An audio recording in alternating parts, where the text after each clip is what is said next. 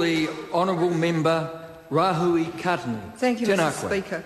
The Māori Party is pleased to stand to speak to the second reading of the Environmental Protection Authority Bill.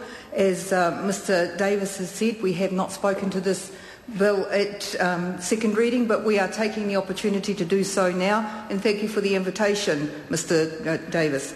In standing to speak to this bill, we welcome any consideration of the protection and preservation of our environment as in keeping with our long-held traditions and values.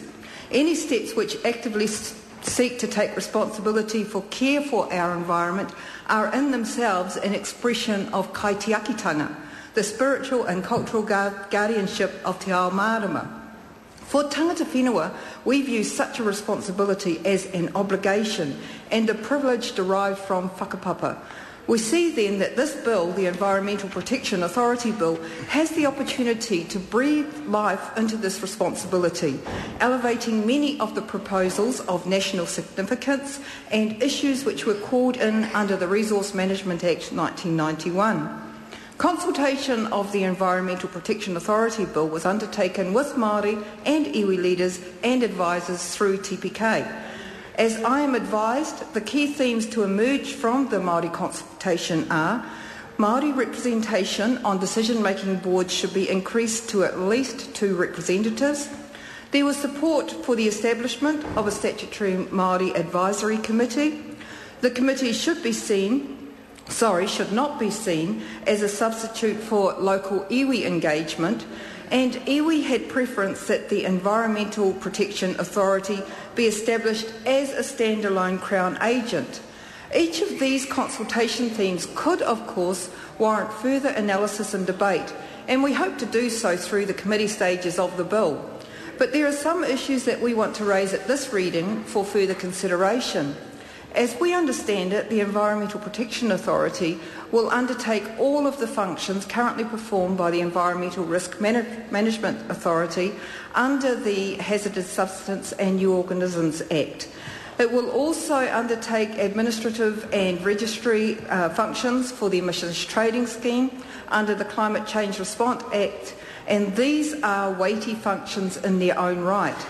But it might just be important to also consider the opportunity for a wider mandate to provide advice with issues such as the wider environmental management, RMA, water and such like.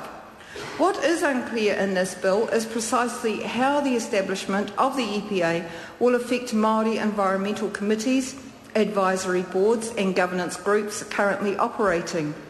We're certainly interested in participating in further discussion with the Minister about the nature of the Crown Māori engagement process on natural resources within the Ministry for the Environment and how that engagement will input into the structure of the EPA.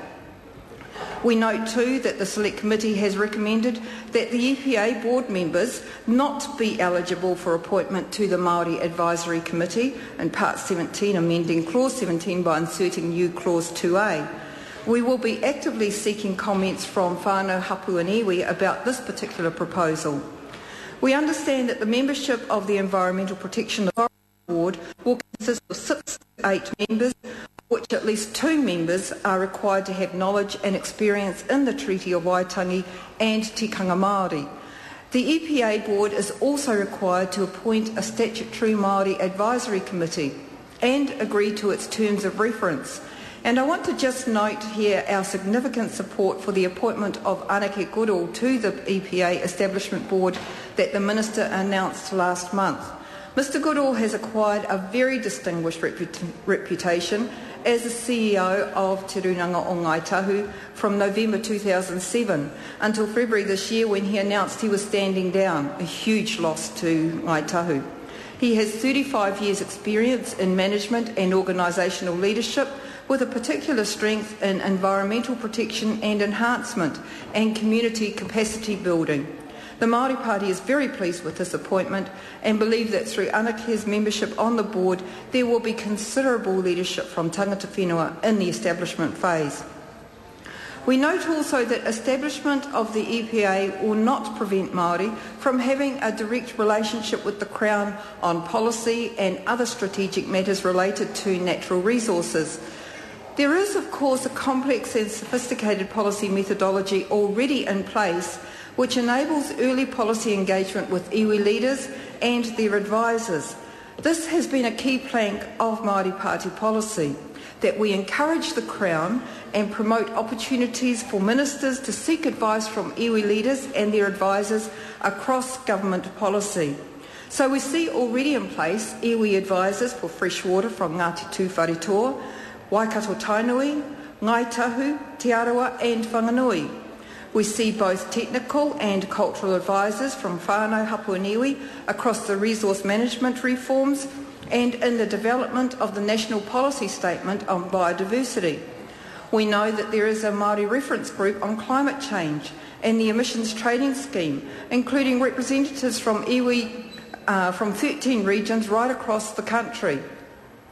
One of the pieces of feedback we have received is that Māori found that they were able to engage more directly with Ngai Kaihotu, Te Kangataia, as established under the Has No Act.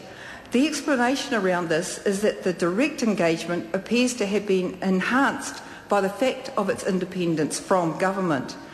And finally, throughout all, there are legislative requirements to engage with Māori or to recognise the Treaty of Waitangi under such forms as the Resource Management Act or the Climate Change Response Act. But to make it entirely clear, I do want to advise that the Māori Party will be introducing an SOP at committee stage to include a treaty clause in the Act, and Mr Davis has sort of taken our thunder by asking why we haven't done that. In fact, we are. We believe that the number of obligations that government has with iwi groups is likely to increase over the next few years, and it is the absolute intention of the Māori Party to continue to monitor and actively advocate for this to occur.